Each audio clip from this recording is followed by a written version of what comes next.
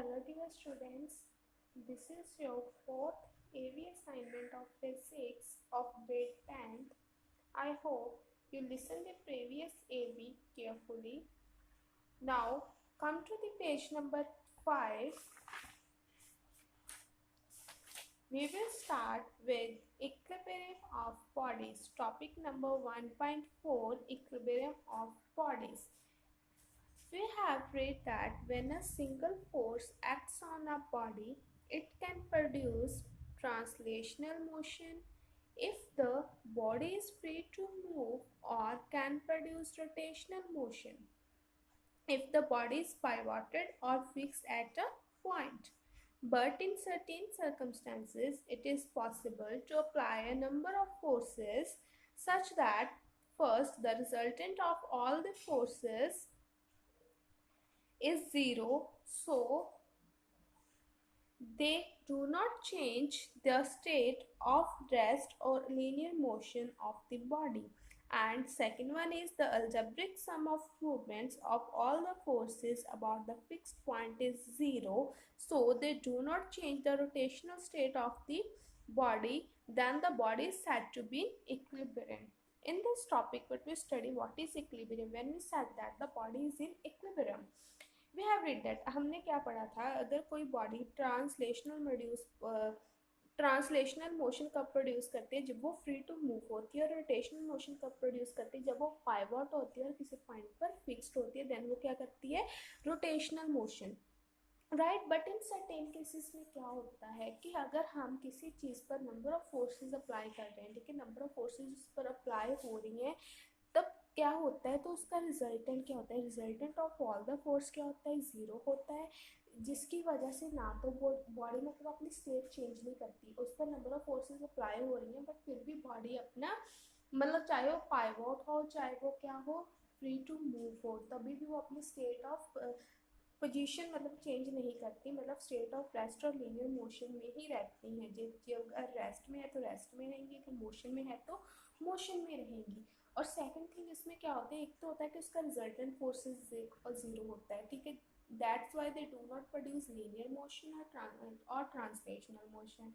And second one, जब algebraic sum of movement of all the forces about the fixed point is zero, ठीक है, अगर किसी fixed point के ऊपर, ठीक है, उसका अलजेब्रिक सम क्या होता है, जीरो होता है, तो बॉडी रोटेशनल मोशन प्रोड्यूस नहीं करती, तब हम क्या बोलते हैं कि बॉडी क्या है, इक्विलिब्रियम में है. जब उस पर नंबर ऑफ फोर्सेस अप्लाई हो रही हैं बट वो अपना मतलब पोजीशन चेंज नहीं करती, तब हम कहते हैं कि बॉडी किस में है, इक्विलिब्रियम में है. Thus, what is equilibrium बेटा, when a number of forces acting on a body, ठीक है, अगर बहुत number of forces means more than one force or more than two forces acting on a body produce no change in its state of rest or linear motion or rotational motion, the body is said to be state of equilibrium. ठीक है, अगर number of forces apply हो रही है किसी body पर, अगर वो उसकी स्टेट को चेंज नहीं कर रही, कौन सी स्टेट को, state of rest, state of linear motion, rotational motion, ठीक है, तो हम क्या बोलेंगे, बॉडी क्या है, इक्विलिब्रियम में, right.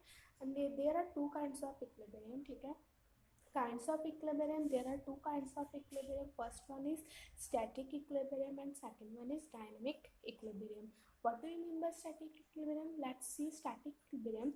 When a body remain in a state of rest under the influence of several forces, the body is in static equilibrium. ठीक है, अगर बॉडी क्या रहती है, रेस्ट में रहती है, the body is in rest, ठीक है, उस पर बहुत सारी फोर्सेस अप्लाई हो रही हैं, under the influence of several forces, the body is in static equilibrium. For example, see figure 1.15. If a body lying on a tabletop is pulled by a force F to its left and by an equal force F dash to its right along the same line, the body does not move. The reason is that the applied forces are equal and opposite along the same line, so they balance each other. That is, there is no net horizontal force on the body as the body remains at rest. ठीक है, अगर कोई body book table पर है, see this is a book, this is on table, ठीक है, अगर इसके मैं लेफ्ट पर भी फोर्स एफ लगा रही हूँ और राइट पर फोर्स एफ डैश लगा रही हूँ, दोनों क्या है, सेम फोर्सेज है, ठीक है, उनकी क्वांटिटी फोर्स की क्या है, सेम है, मीन्स दोनों पर मैं 5 न्यूटन फोर्स लगा रही हूँ, तो क्या होगा, बुक रेस्ट में ही रहेगी, बुक मूव नहीं करेगी। क्यों नहीं करेगी? बिकॉज दोनों जो फोर्सेस है, left and right force, cancel the effect of each other, ठीक है, दोनों इक्वल है और ऑपोजिट इन डायरेक्शन है, तो दैट्स वाई दे क्या कर देंगे, अब एक दूसरे को कर देंगे, बैलेंस कर देंगे, राइट।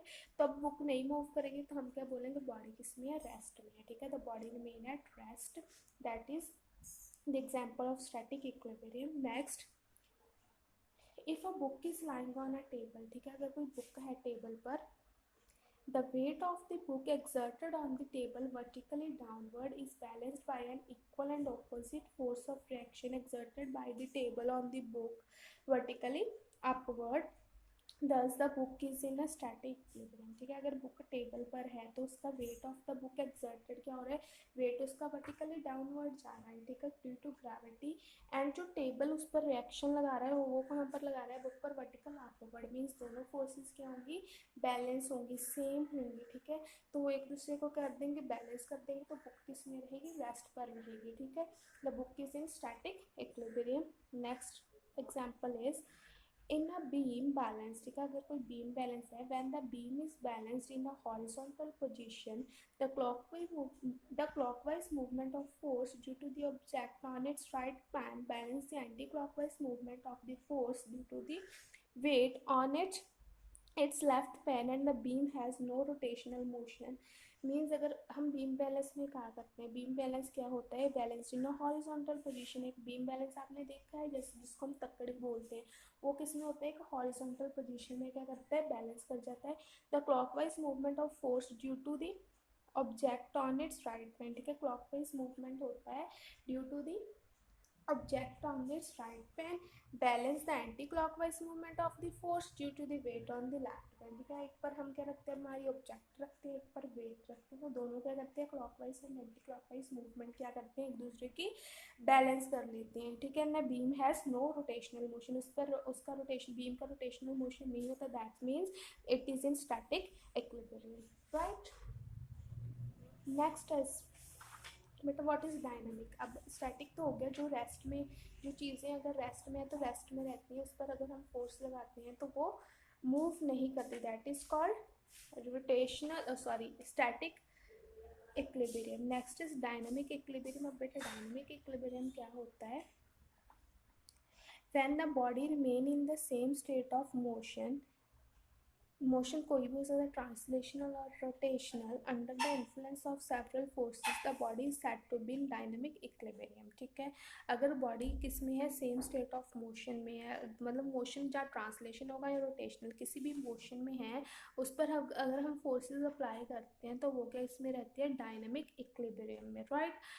तो फॉर एग्जाम्पल अगर आपने रेन ड्रॉप देखी, rain drop reaches the earth surface with the constant velocity, the weight of the falling drop is balanced by the sum of the buoyant forces and the force of due to friction, means or viscosity of air, thus the net force on the drop is zero, so it falls down with the constant velocity। क्या होता है, rain drop reaches the earth, ठीक है, rain drop अर्थ पर किस के साथ आती है, कांस्टेंट वेलोसिटी के साथ आती है, the weight of the falling drop is, जो रेन ड्रॉप का वेट होता है किसके साथ बैलेंस होता है, by the sum of the buoyant force, ठीक है, बायंट फोर्स आपको पता है जो अपथ्रस्ट फोर्स होती है, and the force due to friction of air, ठीक है, उसमें दो फोर्स लगती हैं, एक लगती है buoyant force and next is, and the second one is the force due to friction of air, thus the net force on the drop is zero, ठीक है, नेट फोर्स की मतलब दोनों फोर्स क्या होंगी, इक्वल अमाउंट पर लगेंगी, तो नेट फोर्स क्या हो जाएगी, zero,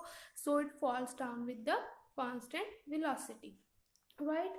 Second example is an aeroplane moves at a constant height when upward lift on its balance its weights downward, ठीक है, जो एरोप्लेन है वो किस पर मूव करते हैं, कांस्टेंट हाइट पर, व्हेन अपवर्ड लिफ्ट, ठीक है, अगर ऊपर जाते हैं, on its balance its weights downward, ठीक है, उस पर क्या होता है, अपवर्ड जाता है, उसका वेट क्या होता है, डाउनवर्ड होता है, एक उस पर अपवर्ड बैलेंस लगता है, एक डाउनवर्ड वेट लगता है, तो दोनों क्या होते हैं, इक्वल, मतलब उनका जो फोर्सेस होंगी वो इक्वल होंगी, that's why they are in the state of continue motion.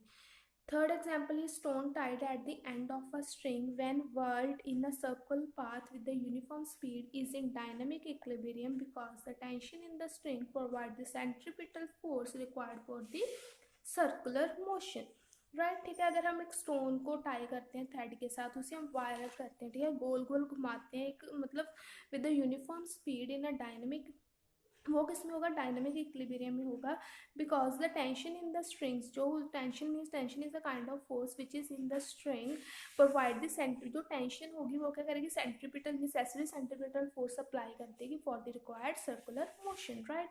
Similarly the motion of a planet around the सन और the motion of the satellite around the planet or the motion of electron around the nucleus of an atom are the example of dynamic equilibrium। कौन कौन से जो हमारी planets move करते हैं sun के, the motion of the planet, motion of satellite around the planet, motion of electron around the nucleus, ठीक है, are the example of dynamic equilibrium। In each case, the force of attraction on the moving body provide the necessary centripetal force for circular motion, ठीक है। सभी cases में क्या होता है, जो सर्कुलर मोशन है वो क्या प्रोवाइड करता है, मतलब जो मूविंग जब सर्कुलर पाथ में मूव करती है तो उसकी जो टेंशन है वो क्या कर देती है, रिक्वायर्ड सेंट्रीपिटल फोर्स अप्लाई कर देते हैं, ठीक है, प्रोवाइड करती है, जिसकी वजह से क्या होता है, सर्कुलर मोशन, तो बॉडी क्या रहती है, बैलेंस रहती है, ठीक है, in the state of means in the state of continuous motion. Next condition for equilibrium, अब बेटा इक्विलिब्रियम के लिए कौन कौन सी कंडीशन है, from the above example we find that the following two conditions must be satisfied for the body to be in equilibrium, ठीक है। हमने जब ऊपर सभी एग्जांपल पढ़ी स्टैटिक की, डायनेमिक की, उससे हमें क्या कंक्लूजन निकाला कि दो चीज़ें, दो कंडीशंस है जो सेटिस्फाई हो बॉडी को करनी चाहिए जब वो इक्विलिब्रियम होते। First is the resultant of all the forces acting on the body should be zero, ठीक है, एक बॉडी पर जितनी भी फोर्स लग रही हैं, चाहे 3 लग रही हैं, 2 लग रही हैं, 4 लग रही हैं, 5 लग रही हैं, उनका रिजल्टेंट क्या होना चाहिए, 0 होना चाहिए। Second one is the algebraic sum of the movement of all the forces acting on a body about the point of rotation should be 0, ठीक है, जितनी भी फोर्सेस लग रही हैं algebraic, उनका मूवमेंट क्या होना चाहिए, 0 होना चाहिए about the fixed point or rotation, right। That is the sum of the anti-clockwise movement about the axis of rotation must be equal to the sum of the clockwise movement about the same axis, ठीक है, जो sum of the anti clockwise movement होगा वो किसके equal होना चाहिए, about the is equal to the sum of the clockwise movement, ठीक है, एक सेम एक्सिस पर जो एंटी क्लॉकवाइज मूवमेंट है और क्लॉकवाइज मूवमेंट है उसका सम क्या होना चाहिए, सेम होना चाहिए, इक्वल होना चाहिए, right. Next is article number 1.5 principal of movement. अब मूवमेंट का प्रिंसिपल क्या है,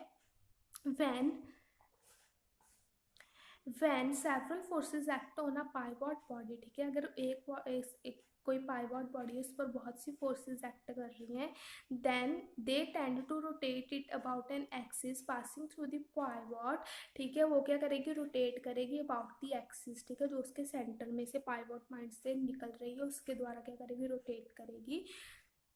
The resultant movement of all the forces about the pivot point is obtained by taking the algebraic sum of the movement of each force about that point to find, ठीक है। अब उसका algebraic the resultant movement को हम कैसे निकालेंगे about the pivot point, हम क्या करेंगे, सभी का क्या ले लेंगे, algebraic सम ले लेंगे, algebraic sum of movement of each force about that point, जो पाइवॉट पॉइंट पर है उसका जितनी भी फोर्सेस लग रही है उसका हम क्या ले लेंगे, सम ले लेंगे।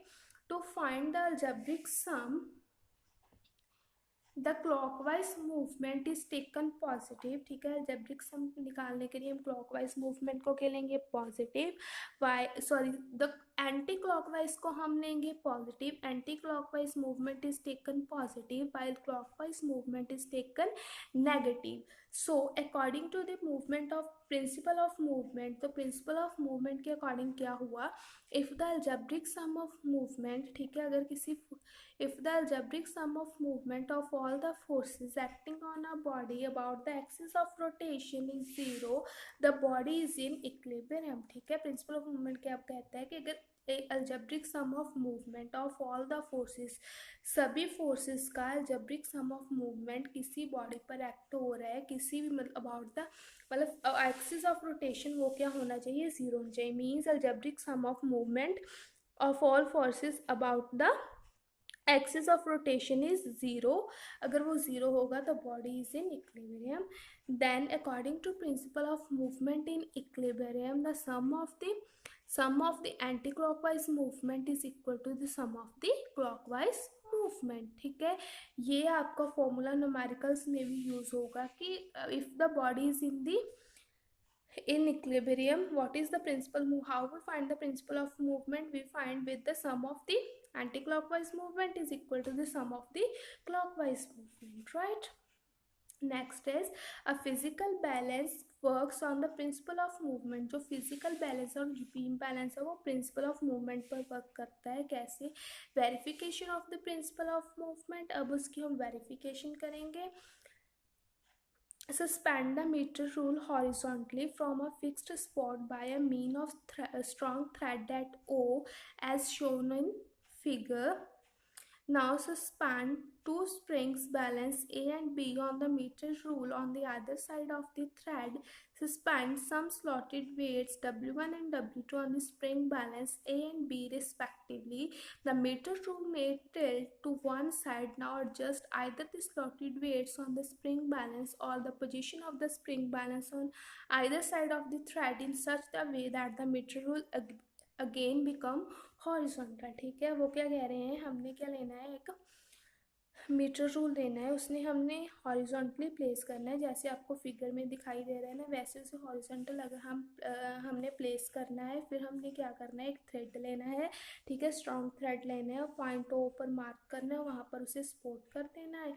राइट, फिर हमने क्या लेनी है, दो बीम बैलेंस लेने हैं, beam balance A and B. उस पर हमने कुछ वेट स्लॉट्स कर देने हैं, वेट W1 एंड W2. अगर हम बीम बैलेंस पर वेट स्लॉट करेंगे तो मीटर रूल क्या होगा, थोड़ा सा टिल्ट होगा ना थ्रू वन साइड. तो उसे हमने क्या कर लेना है, एडजस्ट कर लेना है अगेन हॉरिजॉन्टल. राइट, फिर हमने क्या करना है, let the weight suspended from the spring balance A on the right side of the thread be W1. ठीक है, जो A पर स्प्रिंग बैलेंस पर तो है उसे हमने W1 वेट को ले लेना है. एट अ डिस्टेंस OA को हमने कितना ले लेना है, L1.